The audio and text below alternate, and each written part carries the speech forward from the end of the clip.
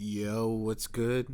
It's Mastermind MMA, and we're gonna be talking about whatever new headlines is in the news right now. And if you didn't check out the Mastermind MMA podcast, that's a working title. I don't know what I'm gonna name it, but I'm definitely gonna rename that bitch. And I didn't think it was gonna be that long. I just wanted to talk about some shit, give my opinion on 197 and 199, and give some picks. And ended up being a hot minute. Ended up being close to an hour. So I was like, fuck it. That was pretty easy. You know, it was just me coming off top talking about shit, and it was just giving you guys a little bit of an idea of where I stand. Like, Jones is my favorite fighter.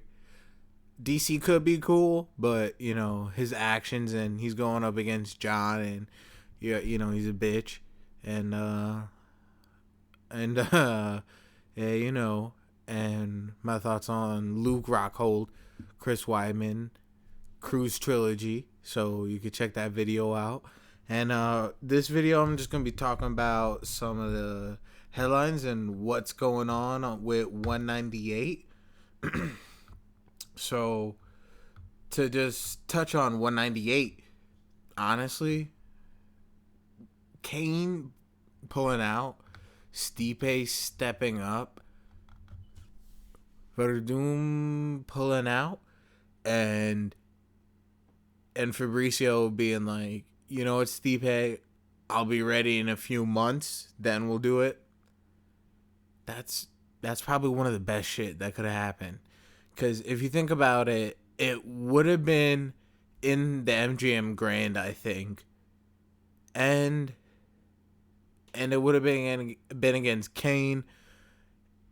And the excuse for the rematch is Kane wasn't used to the elevation.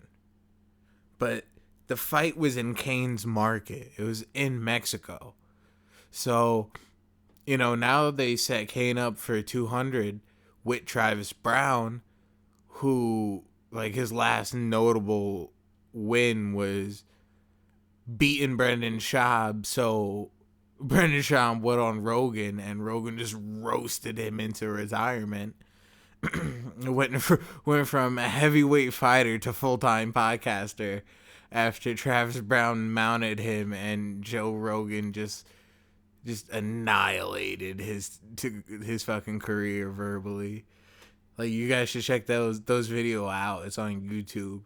And someone put up an edit. It's fucking hilarious, cause it's Brendan walking through whatever happens, and like the whole explanation from his point of view of the fight, and someone edited the parts he's talking about in, and like.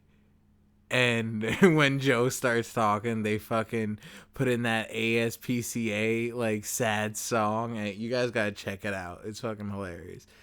But, yeah, so that was Travis Brown's last, like, notable win. And he did the Mitrione thing with the eye pokes, and now Mitrione went to Bellator. And so he got the Kane fight. Fabricio, I guess they committed to the Stipe fight. Stipe beat Orlovsky in under a minute, I believe. And now we get that fight. But the thing is, it's in a soccer stadium in Fabricio's hometown, and they stacked the shit out of that card for that market.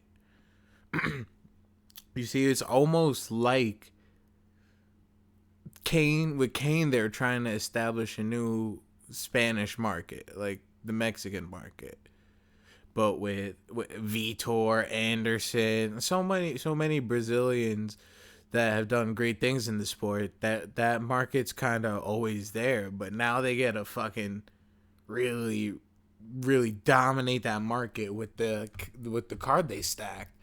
And the card they stacked is all, like, I think it's all Brazilian fighters in every fight. So, starting from the top to bottom, You got Fabricio and Stipe. Jacare and Vitor is the co-main. Anderson Silva, Uriah Hall. Cyborg Leslie Smith. Shogun Corey Anderson. Damian Maia Matt Brown. Warley Alves Brian Barberena. And I mean, I don't think. And then, like, the beginning of that is Patrick Cummins versus Lil Nog. So, I mean, between Fabricio and Stipe, I think it was smart for Fabricio to pull out. I think now he had enough time to game plan correctly and heal up from whatever. So I think I give it Fabricio defending. Probably by submission in the second round. I'm just guessing. That's my call for now. And you got Jacare Vitor. This is Vitor off of TRT. This is USADA probably following Vitor around. It's in Brazil. You never know. But Jacare, last fight against Yoel Romero, almost got... he did get dropped. The fight almost was over, but he kind of came back. A lot of people give the decision to him. And, Vitor off of TRT, I haven't seen Vitor do anything, like, phenomenal for the Phenom off of TRT. So, if he's on the juice, I pick Vitor. But, I think I'm hoping Jacare. Honestly, I kind of hope it's almost like Jiu-Jitsu gets the shine for the night since it's in Brazil. And we're doing headlining it. Like, he's a phenomenal striker, but just Jiu-Jitsu should, like... it's gonna play a part. Because, I mean, unless Fabricio's like, yo, I got them hands now that I'm ready to unload on Stipe could just really catch him one time. So... I think Fabricio's definitely going to be smarter about it because he's got a lot. There's a lot on the line, so I think he'll pull it off. And I'm going to call Jacare for the win. Silva versus Uriah Hall.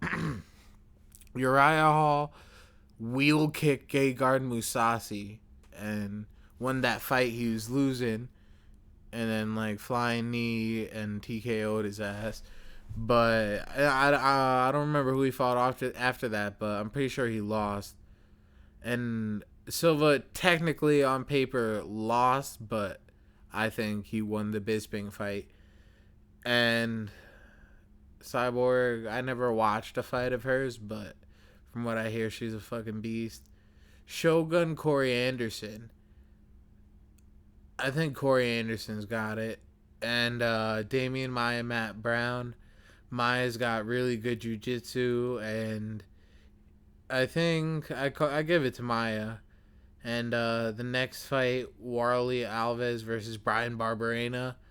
That's Brian Barberena is the guy that tapped out Sage Northcutt in that quote-unquote controversial submission that people say Sage Northcutt gave up. People say that like Henner Gracie said that it was a legitimate choke and it was a modified choke, and people, a lot of stories went around. Sage talked to Ariel Helwani and was like,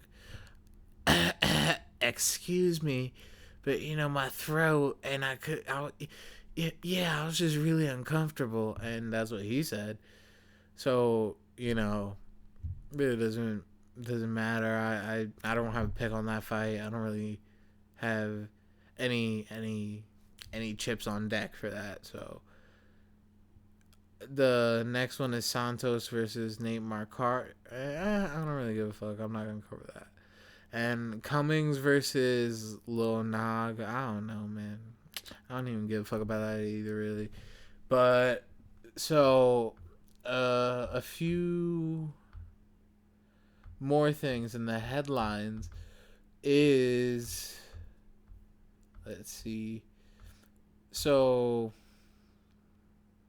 I didn't really read Cormier's Twitter, and I have to get into that. Oh yes, Holly Holm. It was reported that Miesha Tate turned down the Holly Holm rematch. And personally, I don't think that was some shit that you wanted out there. But I'm glad I did get out there because I think that shows the nature of Miesha Tate. And that's not saying it's the smartest thing to do, in all honesty.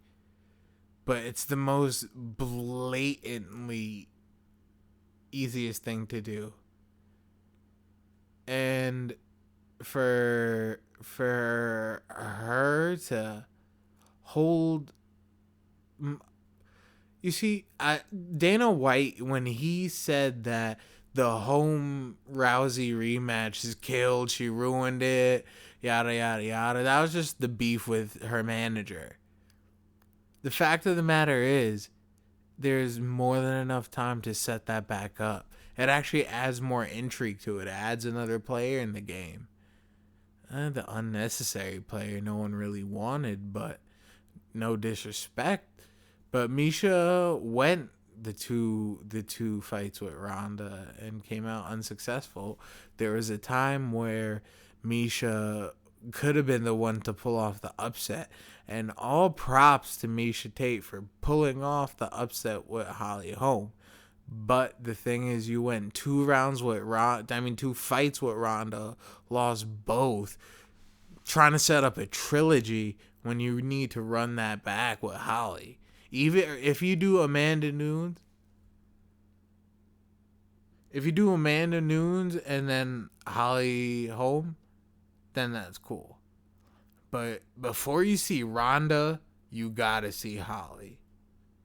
Because if you're just trying to be the champion, so when Ronda comes back for a title shot, you're the one that makes that unwanted trilogy, the trilogy for your pride.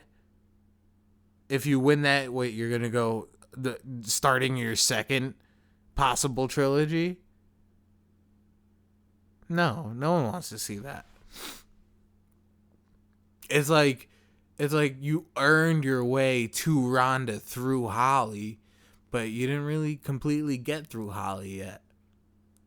Props to you for choking her unconscious, but it's not enough yet. Because Holly, regardless, people want to give Conor, and honestly, I was a fan of Conor after 194. He talked to RDA.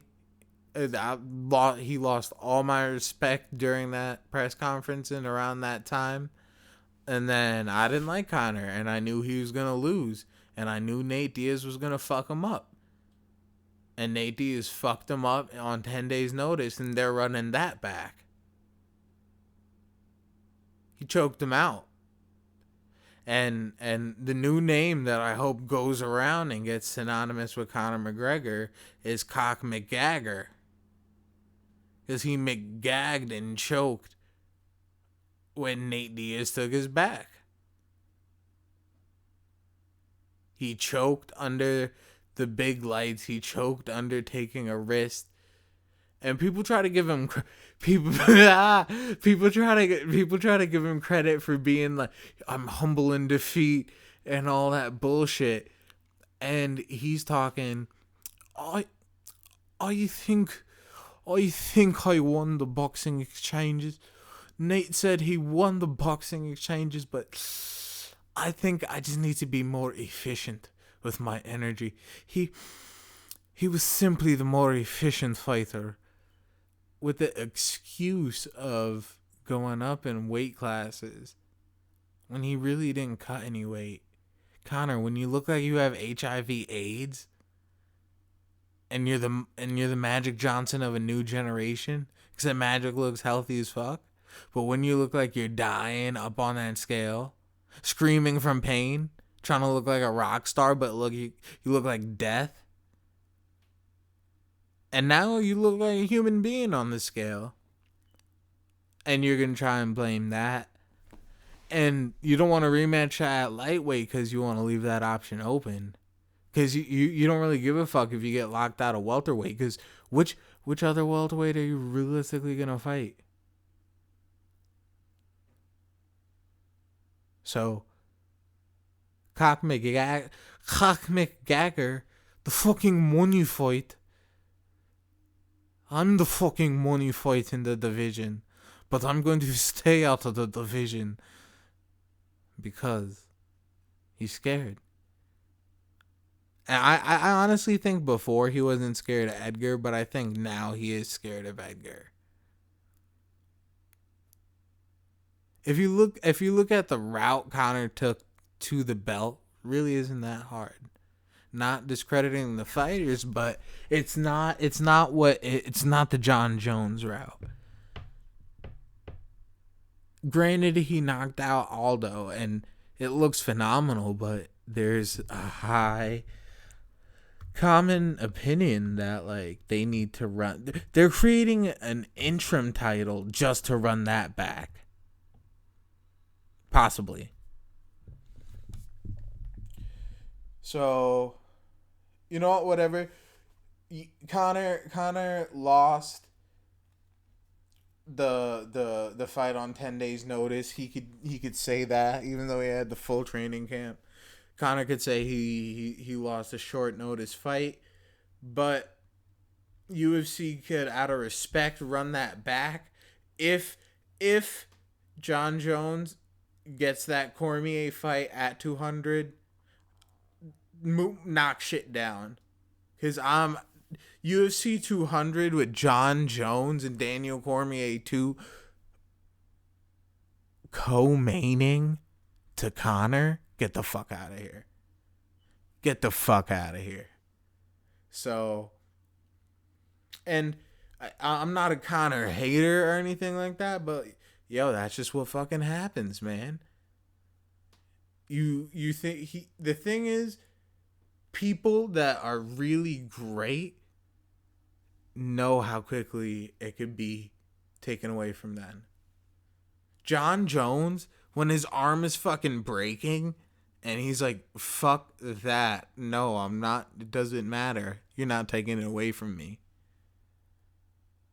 When my guy was just fucking smoking some herb and partying all day and then gets his lip swollen to the size of fucking, I don't even know what, after his fight with Gustafsson, didn't give up.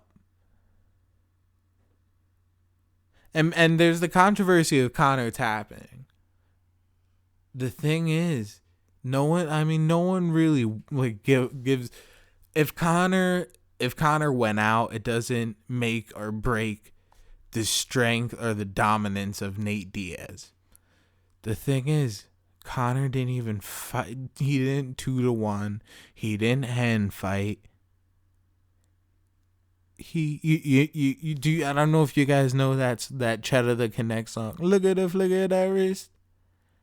Look at the flick of that wrist at Conor. The way he just like tap tap. Tap tap tap.